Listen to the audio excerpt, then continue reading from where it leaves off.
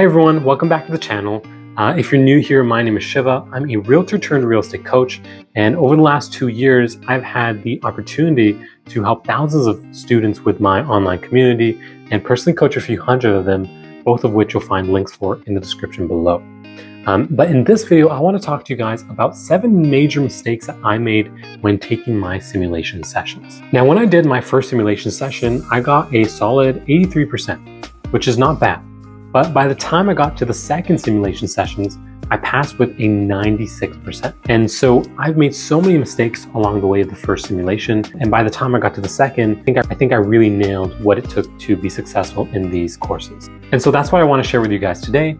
And these are things that are not only applicable for the simulation sessions, but actually for the rest of the courses as well. Okay, so mistake number 1 is not really knowing the simulation structure. When I jumped into the course, I didn't really know what the simulations would entail, and I think I would have been much better prepared if I had talked to somebody who had already done these simulations before. And so I'm going to break it down for you guys, the entire structure, how it works, the cost, and everything in between. So in the entire process to get your real estate license, you have to do 2 simulation sessions. Simulation 1 is right after course 3, and simulation 2 is right after course 4.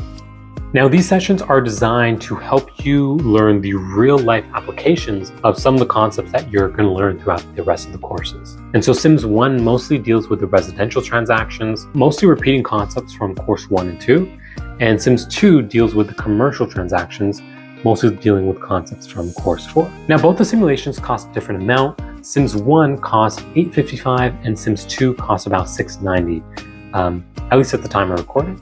These simulations are structured very differently than the rest of the courses.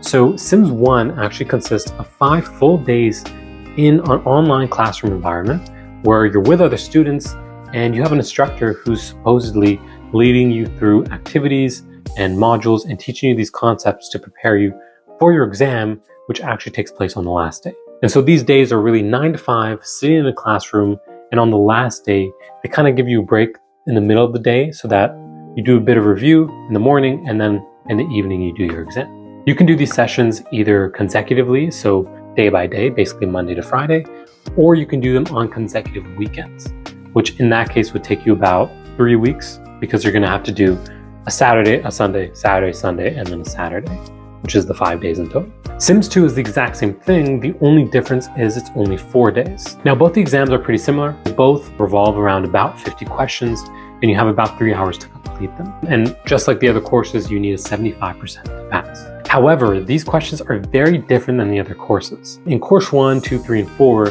they are multiple choice, and so are the simulations, but those questions in course 1, 2, 3, and 4 are much shorter, maybe scenario-based questions, maybe 3-4 sentences max. In Sims 2 and Sims 1, almost every single question you're going to be getting is going to be like a paragraph long. And so a lot of people get nervous when they go into the Sims thinking that, these are really long questions, they're going to be really hard, am I even going to be able to complete these? But this is something that we're actually going to cover later. The long-worded questions are not always super difficult, and this is definitely the case for the simulation sessions. Okay, now moving on to mistake number 2, which is paying too much attention. Now let me explain. These simulations are 8 hours long, 9 to 5, for 4 or 5 days, and if you're doing them consecutively like I did, it's extremely tiring and almost impossible to remain engaged and focused throughout the entire day. The problem is when I did these simulations, I had the constant pressure during simulation 1 that, I got to stay focused. I got to pass this exam.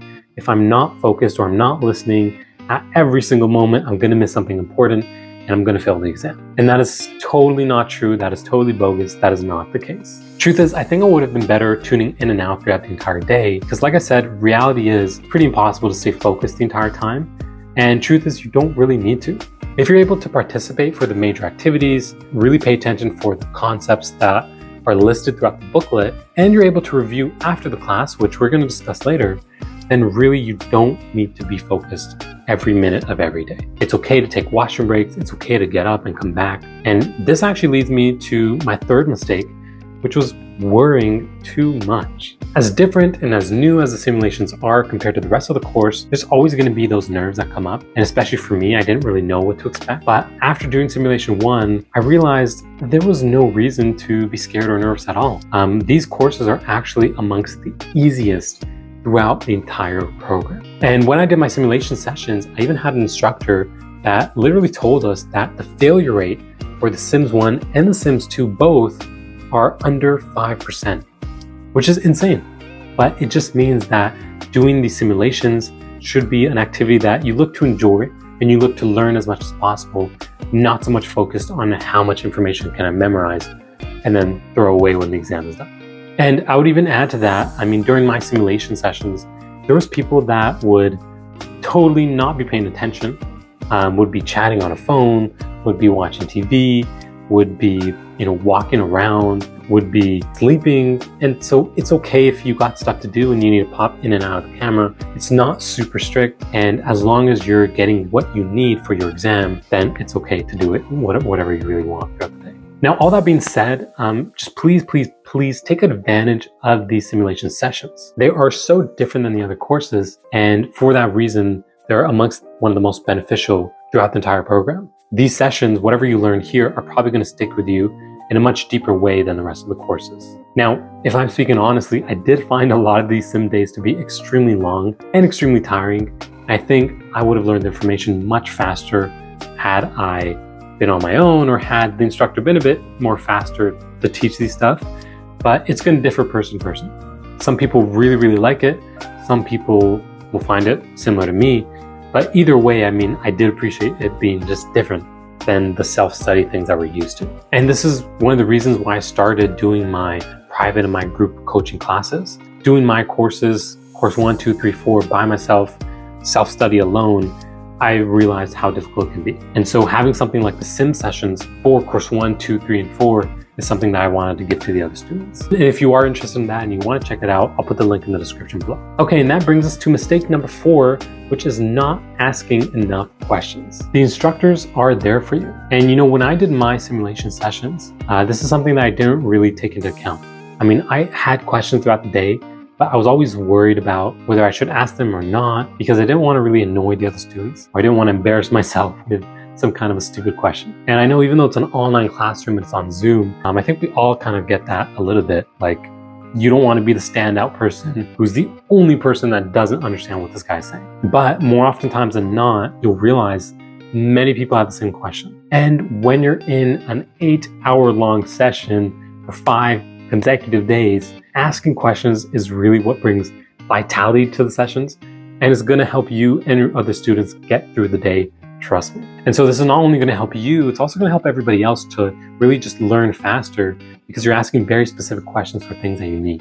And so something that I like doing is asking questions whenever I got the guts to, on specific topics that I already knew, but only had a few points that were confusing to me. This way, when the instructor was explaining the entire concept, I didn't really have to pay so much attention. I could kind of just listen in and tune in and out.